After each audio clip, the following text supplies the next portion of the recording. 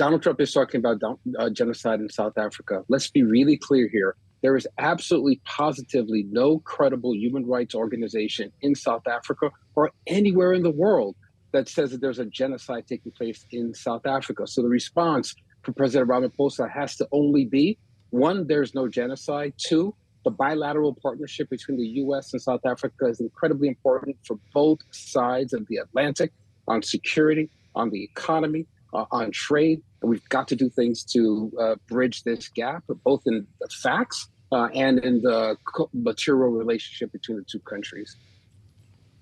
Well, President Trump brought to the Oval Office the facts that he wanted to underscore, at least what was presented as fact, a video with monitors that had been rolled in and edited together for those in the Oval Office to see in person, printed handouts of stories in which he said they described horrible death of white South Africans, knowing that it did seem that a certain amount of this was staged, and knowing as well, Mr. Ambassador, that Cyril Ramaphosa, while not in the presidential role, was in the South African government at the time you were serving as ambassador, so you do know the players here. How did he conduct himself? Did he do well? Well, I've known President Ramaphosa ever since he was a labor leader in the country when I first visited in 1991. President Ramaphosa did everything that he could to maintain his composure and not only his personal dignity, but the dignity of the nation that he represents. But it's really hard when you're sitting across from Donald Trump and he's laying out not facts, Kaylee, but propaganda. The film that he showed comes from an organization called AfriForum, that's known to be aligned with the most extreme fringe right-wing elements, not only in South Africa, but in the U.S., Australia, and other places. They are adjacent to people who have been identified as neo-Nazis. So these are questionable characters. You should also understand that the Black South African who's in the video exhorting violence against white Afrikaners is another fringe character who is not in the government, who Cyril Ramaphosa and the ANC soundly defeated in the last elections and who has no credible power in the country. So it's rhetoric, no fact, all propaganda. White Afrikaners, who make up less than 8% of the population, represent less than 2% of the murder victims in South Africa. Furthermore, that small Afrikaner population also happen to be some of the largest landowners in a country that has real asymmetries of economic inclusion. Those are the things that South Africans are trying to solve for with the partnership of the U.S. through trade, through hundreds of thousands of jobs that are reliant on the African Growth and Opportunity Act that I helped to renegotiate, that's up for renegotiation now, and that Donald Trump and the American people should be settling in a fashion that helps people along the supply chain in America, consumers in America, and workers in South Africa. This is really helpful context, Ambassador. I'm sure you saw that Elon Musk was in the Oval Office. We didn't hear him speak. But when you step back and consider what just happened, was this an ambush? It was absolutely an ambush, as evident by the video that you just made reference to being wheeled in. And then the President of the United States sitting there with printed out copies of alleged articles that lay out the crimes against Afrikaners in the country. A president who, by the way, has overturned the entire asylum system in the U.S. for every other nation, every other nationality, but is throwing open the doors to Afrikaners who are allegedly under assault. Elon Musk didn't have to speak. He is the silent partner in the negotiations here. Elon Musk and Starlink have been trying to get into the South Africa space. They're making all kinds of demands on the South African government. And I truly believe that Donald Trump is carrying water for Elon Musk in these conversations. And they're hoping that the South Africans will overturn a regulatory framework that has not made it possible for Musk to operate in South Africa in the way that he would like to. I hate to say this about an American president, but too often we see that there's some kind of a grift that's involved with pronouncements around national security and foreign policy. It's the case here too, I believe.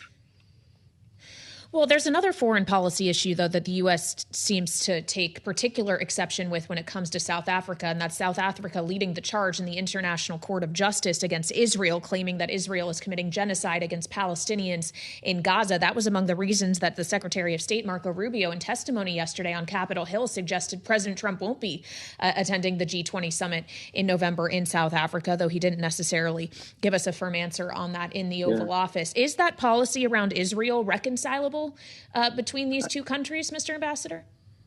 I so appreciate that question from you, and I really wish that dominated the dialogue today in the Oval Office, that and trade, instead of this ridiculous ruse around white genocide. Let's be really clear here. South Africa has had a long-standing relationship with elements of the Palestinian leadership, Palestinian civil society. No surprise to anyone that following October 7th, after South Africa appropriately denounced Hamas, appropriately talked about South Africa's right to exist and to defend itself, that it then in turn took up a defense of Palestinians when they saw collective punishment being taken upon tens of thousands of innocent Palestinians in Gaza and the West Bank. So that should not have surprised anyone if you know about South Africa's history and record as it relates to Palestinians and global human rights. So now Marco Rubio and Donald Trump, two actors who have not spoken out about the collective punishment in Gaza. Donald Trump, a president of the United States, who said that we should clear all the Palestinians out of Gaza and turn it into some kind of like beachfront property. No concern for that. He's now suddenly talking about genocide, but not in a context anywhere else in the world. He defends Putin's incursion against innocent Ukrainians. He says nothing to speak up about what's happening to Palestinians every single day, where Netanyahu is redoubling down on his occupation and bombing in Gaza. And now he's singling out white Afrikaners who have been ginned up for him by fringe elements of his movement as victims of genocide. The hypocrisy is overwhelming here.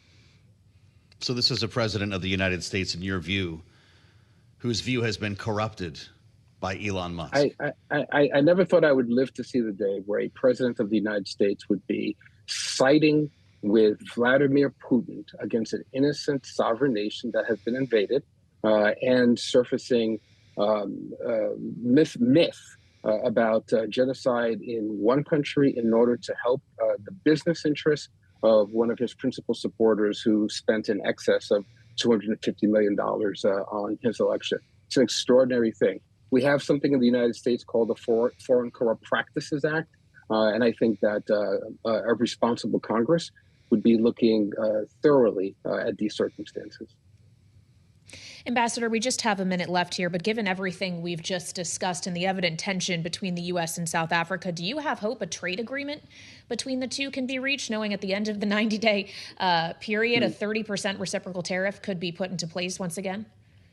I'm ever hopeful. The U.S. and South Africa have had challenges in the relationship before. I remember being a young activist, protesting against the resistance of the Reagan administration to lay sanctions against South Africa. We overcame that. There is bipartisan support for the partnership between the U.S. and South Africa on trade and on healthcare relief as well. So I think that there are responsible Republicans in the Senate and the House who understand the importance of the African Growth and Opportunity Act, both for security and for economic growth, and they'll increase the pressure to get to some resolution of these charges and of these challenges.